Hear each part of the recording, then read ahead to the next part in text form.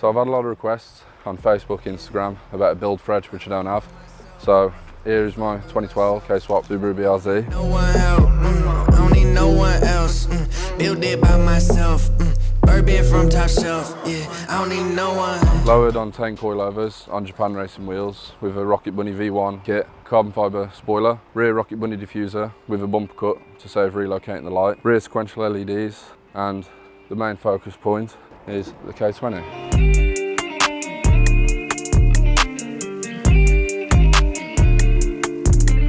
So the whole car has been pretty much built by myself. It's only ever seen a garage when I turboed it once. The K-Swap was done with me and my mate Fennel, who did a lot of the wiring, a lot of the fabrication.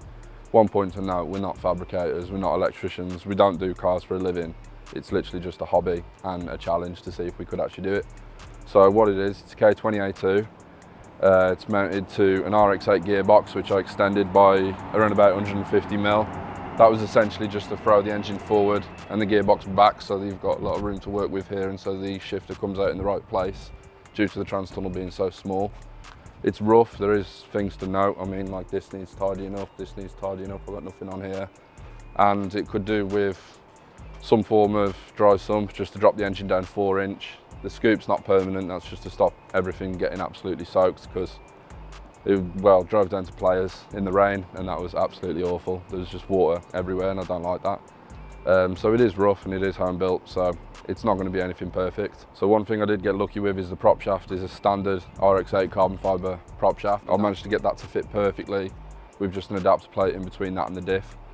It's a concentric slave cylinder, which is out of an Alfa Romeo 4C, I believe, but it could be something different, I'm not too sure. Fueling was an issue because I've swapped to a fuel cell in the boot, and then from that I've got an aftermarket Bosch fuel pump, and I think it was pulling too high voltage, so essentially I've just put a regulator on, which is just cable tied in place, which again is not permanent. That was just to get me to 2021 car shows. So that's just an eBay special, which I've got an AEM on order. Comes off with some swage fittings to a K20 fuel rail, and then with that adjusted to the correct PSI, it seemed to run absolutely fine. It was hunting for idle for about probably 2-3 days because I had it MOT'd, and then 2 days later drove down to Players. So it was hunting for idle until I hit VTEC, and then conveniently it stopped, which is always good.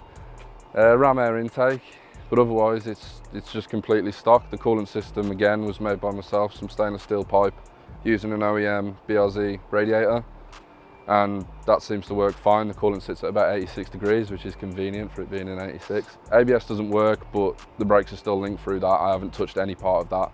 All I've done is stripped out the engine, cut the wires off, put the new one in, and run it on a separate loop.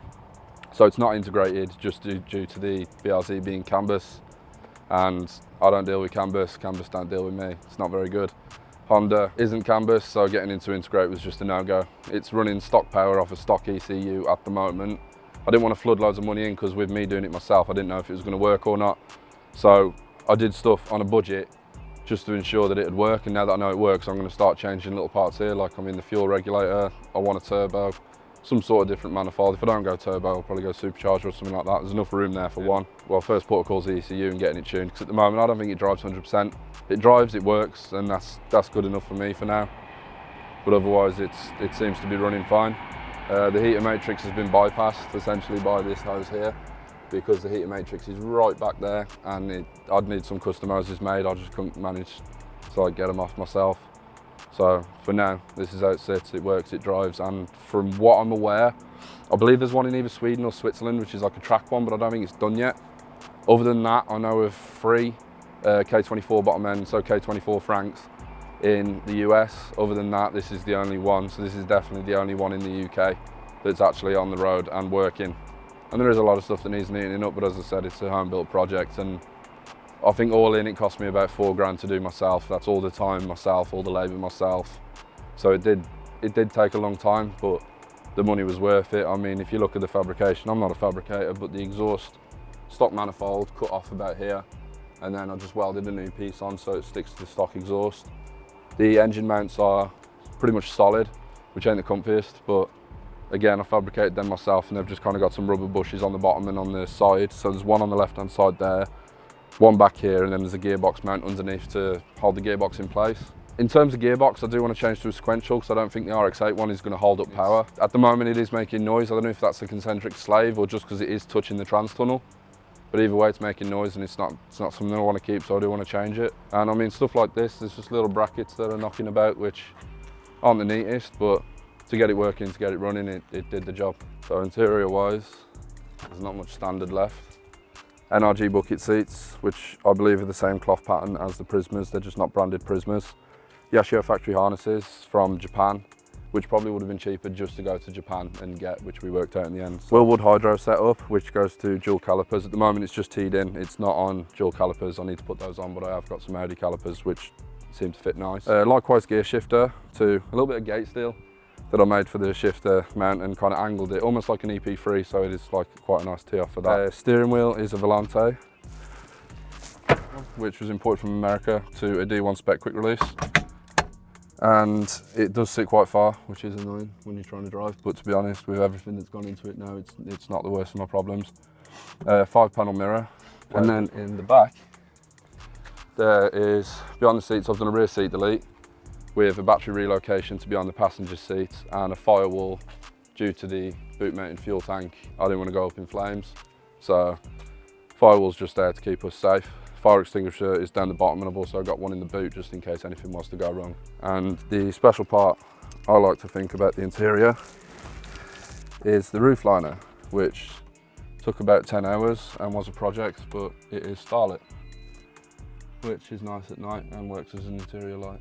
And yeah, that's pretty much it for the interior. The control panel for the K20 is down here, so I've got my rad fans, coolant temperature so I know where everything is, and all the ignition and other stuff like that. And the key barrel is hidden, so no one can steal. And there is multiple kill switches in the car, so no one can steal it either. And that's pretty much it for the interior, to be honest.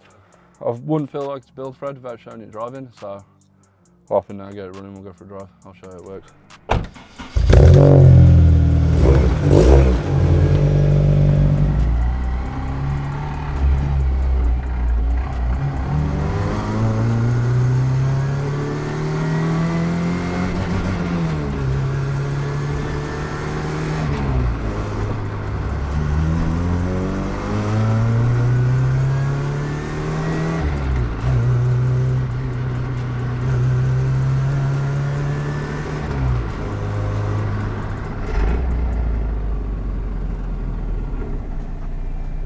So now you know it works, definitely. Put a thing on my Instagram saying if anyone's got any questions, let me know and I'll answer them. And I got a bit too many responses, so I'll go through the most. So the first one, what's the cost and how's the wiring?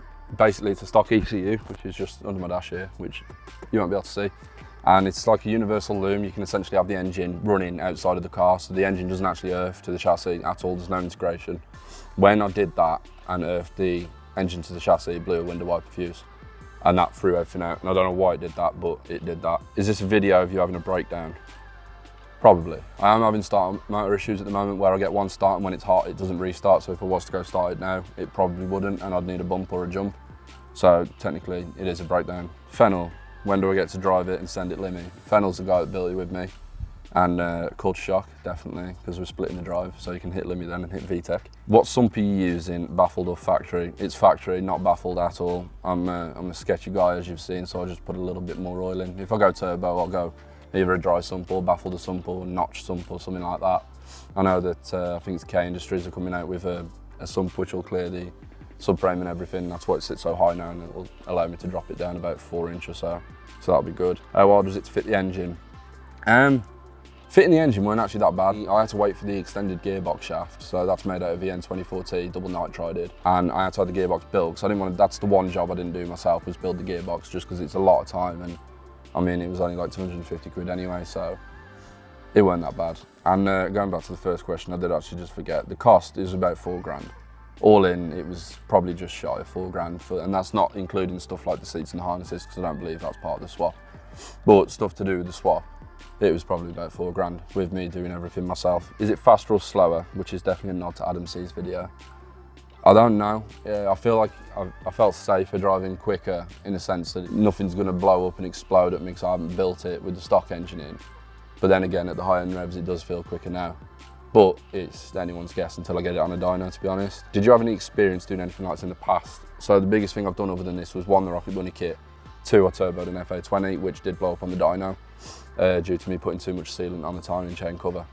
So not really, no, I just kind of dropped into the deep end. Why K20? Cheap, reliable, and you can get a lot of power out of them for cheap, and they are fairly reliable at high power. I don't like the sound of them, I won't lie. It sounds weird in this, doesn't sound like a K20. Turbo, I like the sound of them. NA, limiter, I find it'll start to annoy me, but I don't know yet until I get to that. Are you still on OEM engine mounts, or did you have to fab them yourselves? I fabbed them myself, I showed you that earlier. Gallo 12 or Gallo 24? Gallo 12. 24 just doesn't run nice in this, it's got to be Gallo 12. I saw you drive around Europe, would you do that again? No, not in this, no. In my daily, definitely not in this, definitely not in this. It looks like a race car inside, how can you daily that? I don't, is the simple answer really. I've got a daily. I probably could daily this at a push. I mean, I drive it like to and from work probably once, twice a week, and that's about it. Otherwise, it's just, especially in this heat with no aircon, because the aircon don't work, so that'd be too much. Does your interior work? Most of the interior works. My lights, all indicator stalks, everything like that works. Head unit works. I've got blowers. You've either got hot or hot. I don't have aircon and the clocks don't work, so I have like a separate speedo and rev gauge that I use when I'm driving it properly. What clutch combination did you use? So the clutch it's a concentric slave cylinder, which I literally use the standard master cylinder and all the pedals for. And the clutch is an MX5 friction disc with the K20 flywheel and backing plate. So it's pretty simple, to be honest, and it all just kind of bolted on as if it was meant to be. That's about all the ones that aren't me getting roasted, to be honest. So yeah, we'll round it up there. As I said, it's been a massive project. It's took me and Fennel probably about 18 months, I think, from start to finish, but lockdown did hit, where that's when I bought the engine, so that did kind of help us out a bit, give us time, give us money. Well, give me money, give us time, because yeah, I funded it. But it was a nice project, nice to do. A lot of the time it was just small little issues, kind of ruined it for the rest, but for the most part it actually wasn't really that hard personally. But as I say, it's not where I want it to be yet, and it's nothing, I wouldn't trust it sending it on track or anything like that at the moment. I still feel like the gearbox needs tweaking, I'd like a sequential, stuff like that. It's not something that I'd expect to pay a lot of money for and get out of shop. I feel like it can be done a lot better, but for the most part, this is how I wanted it, and I've managed to do it before. I mean, I don't think anyone else has actually attempted it, because it's just, I mean, the main question is why swap out a 2 litre that makes 200 horsepower to a 2 litre that makes 200 horsepower? Seems pretty pointless, but I have blown up 2 previous FA20s, so that's why. So yeah, here we are. Should be turbo soon.